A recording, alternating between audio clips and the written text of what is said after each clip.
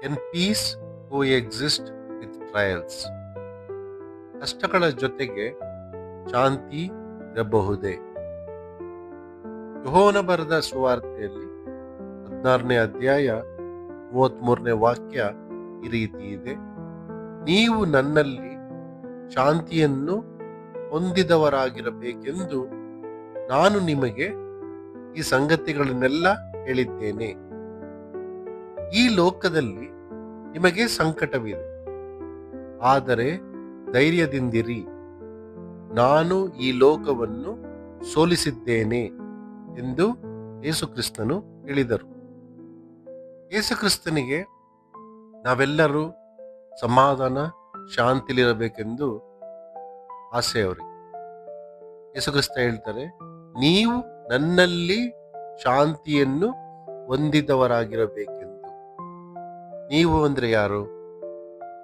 ಯೇಸುಕ್ರಿಸ್ತನನ್ನು ನಂಬಿರುವವರು, ಯೇಸುಕ್ರಿಸ್ತನನ್ನು ಹಿಂಬಾಲಿಸುವವರು, ಯೇಸುಕ್ರಿಸ್ತನ ಶಿಷ್ಯರು.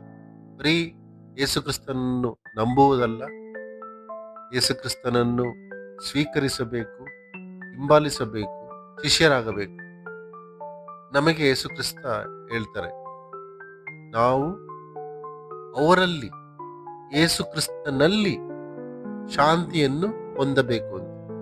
ಏಕೆಂದ್ರೆ ಇದು ಭೂಲೋಕದಲ್ಲಿ ಬರುವ ಸಮಾಧಾನ ಶಾಂತಿ ಅಲ್ಲ.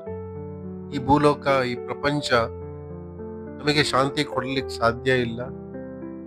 ನಮ್ಮಿಂದ ಶಾಂತಿ ಕೊಡಕ್ಕೂ ಸಾಧ್ಯ ಇಲ್ಲ. ನಮಗೆ ಶಾಶ್ವತವಾದ ಸಮಾಧಾನ ಶಾಂತಿ ಬರೀ ಯೇಸುಕ್ರಿಸ್ತನಿಂದ ಮಾತ್ರ ಸಾಧ್ಯ. ಮತ್ತೆ ಯೇಸುಕ್ರಿಸ್ತ ಹೇಳ್ತಾರೆ, ಈ ಲೋಕದಲ್ಲಿ ನಿಮಗೆ ಸಂಕಟವಿದೆ. ನಮಗಿಲ್ಲಿ ಕಷ್ಟ ಇದ್ದೇ ಇರುತ್ತೆ, ಬೇರೆ ಬೇರೆ ತರ ಸಮಸ್ಯೆಗಳಿರುತ್ತೆ, ಬೇರೆ ಬೇರೆ ತರ ತೊಂದರೆಗಳಿರುತ್ತೆ.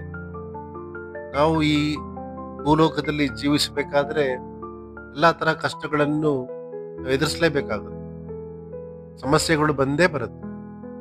ಆದ್ರೆ ಆ ಮಧ್ಯದಲ್ಲಿ ಯೇಸುಕ್ರಿಸ್ತ ನಮಗೆ ಶಾಂತಿ ಸಮಾಧಾನ ಕೊಡ್ತಾರೆ. ಮತ್ತೆ ಯೇಸುಕ್ರಿಸ್ತ ಹೇಳ್ತಾರೆ, ಆದರೆ ಧೈರ್ಯದಿಂದಿರಿ, ನಾನು ಈ ಲೋಕವನ್ನು ಸೋಲಿಸಿದ್ದೇನೆ ಅಂತ. ಯೇಸುಕ್ರಿಸ್ತ ಎರಡು ಹೇಳ್ತಾ ಇದ್ದಾರೆ. ಒಂದು, ನಾನು ನಿಮಗೆ ಶಾಂತಿ ಕೊಡ್ತೀನಿ ಅಂತ. ಕಷ್ಟನೂ ಇದೆ ಅಂತಾನೂ ಹೇಳ್ತಾ ಇದ್ದಾರೆ ಅವರು. ಸಮಸ್ಯೆ ಬರುತ್ತೆ, ಕಷ್ಟ ಬರುತ್ತೆ, ಆಮೇಲೆ ನಮಗೆ ಧೈರ್ಯ ಕೊಡ್ತಾ ಇದ್ದಾರೆ. ನೀವು ಧೈರ್ಯದಿಂದಿರಿ ಅಂತ ಹೇಳ್ತಾ ಇದ್ದಾರೆ.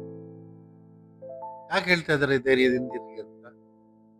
ಯೇಸುಕ್ರಿಸ್ತ ಹೇಳ್ತಾರೆ, ನಾನು ಈ ಲೋಕವನ್ನು ಸೋಲಿಸಿದ್ದೇನೆ ಅಂತ. ಯೇಸುಕ್ರಿಸ್ತ ನಮಗೋಸ್ಕರ ಜಯ ತಂದಿದ್ದಾರೆ ನಮ್ಗೆ. ಅದಕ್ಕೆ ಏನೇ ಕಷ್ಟ ತೊಂದರೆ ಬಂದರೂ ಅದು ನಮಗೆ ಶಾಶ್ವತ ಅಲ್ಲ, ಅದು ಒಂದು ತಾತ್ಕಾಲಿಕ. ಅದು ನಾವು ಕೆಲವು ವಿಷಯಗಳನ್ನು ಕಲೀಲಿಕ್ಕಿರುತ್ತೆ, ಬೆಳಿಲಿಕ್ಕಿರುತ್ತೆ. ಮುಖ್ಯವಾಗಿ ಯೇಸುಕ್ರಿಸ್ತ ಗೆದ್ದಿದ್ದಾರೆ. ಆ ಜಯದಲ್ಲಿ ನಾವು ಪಾಲುಗಾರರಾಗಬೇಕು. ಅಂಧಕಾರದ ಮೇಲೆ ಜಯ, ಮರಣದ ಮೇಲೆ ಜಯ. ಆ ಜಯ ಜೊತೆಗೆ ನಾವಿರಬೇಕು. ಬನ್ನಿ ಪ್ರಾರ್ಥನೆ ಮಾಡೋಣ. Thank you Lord Jesus.